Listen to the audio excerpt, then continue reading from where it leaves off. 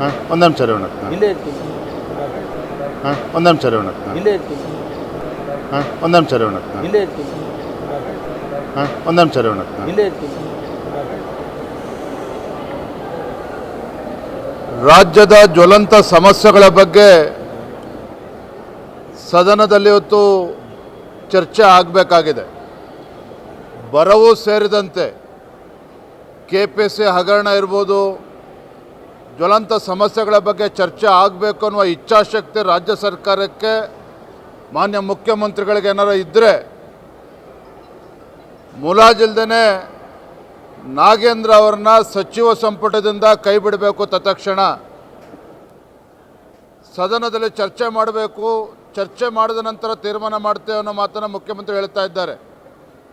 ನಾಗೇಂದ್ರ ವಿಚಾರದಲ್ಲಿ ಸಿದ್ದರಾಮಯ್ಯನವರು ಮುಖ್ಯಮಂತ್ರಿಗಳಾಗಿದ್ದಾಗಲೇ ಎಲ್ಲವೂ ಕೂಡ ಸಮಗ್ರವಾಗಿ ಚರ್ಚೆ ಆದ ನಂತರವೇ ಅವರು ಮಂತ್ರಿ ಸ್ಥಾನದಿಂದ ಕೈ ಬಿಡಲಾಯಿತು ಹಿಂದಿನ ಸಿದ್ದರಾಮಯ್ಯನವರ ಅವಧಿಯಲ್ಲಿ.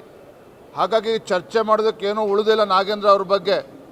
ಹಾಗಾಗಿ ಬಂಡತನವನ್ನು ಬಿಟ್ಟು ಮಾನ್ಯ ಮುಖ್ಯಮಂತ್ರಿಗಳು ಸಚಿವರನ್ನು ನಾಗೇಂದ್ರ ಅವ್ರನ್ನ ಕೈ ಬಿಡಬೇಕು. ಬರ, KPC, ಬಿಡದಿ ವಿಚಾರ ಇರ್ಬೋದು, ನೈಸ್ ಟೌನ್ಶಿಪ್ ಇರ್ಬೋದು, ಎಲ್ಲ ವಿಚಾರಗಳಿಗೆ ಚರ್ಚೆಗೆ ಅವಕಾಶ ಮಾಡಿಕೊಡ್ಬೇಕು. ತತ್ಕ್ಷಣ ಅವ್ರನ್ನ ಕ್ಯಾಬಿನೆಟಿಂದ ಕೈ ಬಿಡಬೇಕು ಅಂತೇಳಿ ಮತ್ತೊಮ್ಮೆ ಇವತ್ತು ನಾವು ಆಗ್ರಹವನ್ನು ಪಡಿಸ್ತಾ ಇದ್ದೇವೆ. ಅದಕ್ಕೆ ನಾವು ನಿಲುವಳಿ ಸೂಚನೆ ಕೊಟ್ಟಿದ್ದೀವಿ ರೀ. ಇವತ್ತು ನಿಲುವಳಿ ಸೂಚನೆ ಕೊಟ್ಟಿದ್ದಾರೆ.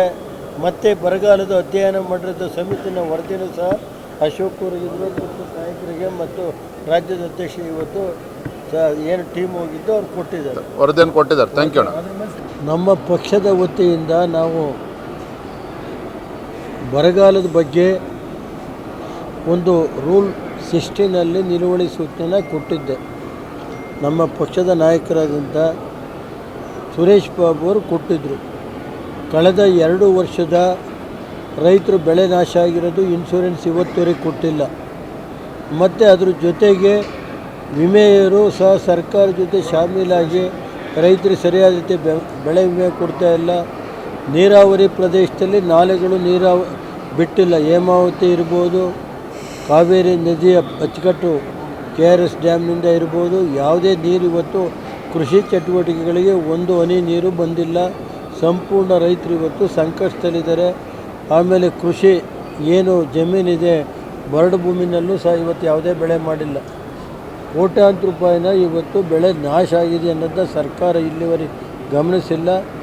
ನಮಗೆ ರೈತರಿಗೆ ಕನಿಷ್ಠ 1 ಎಕರೆ ಪ್ರದೇಶ ಭತ್ತದ ಬೆಳೆಗೆ 15ರಿಂದ 20 ಸಾವಿರ ರೂಪಾಯಿ ಕೊಡಬೇಕು. ಅದೇ ರೀತಿ ಕೃಷಿಯಿಂದ ವಂಚಿತರಾಗಿರುವ ರೈತರಿಗೂ 15ರಿಂದ 20 ಸಾವಿರ ಕೊಡಬೇಕು ಅಂತ ನಾವು ಇವತ್ತು ಒಂದು ನಿಲುವಳಿ ಸೂಚನೆ ತಂದಿದ್ದು.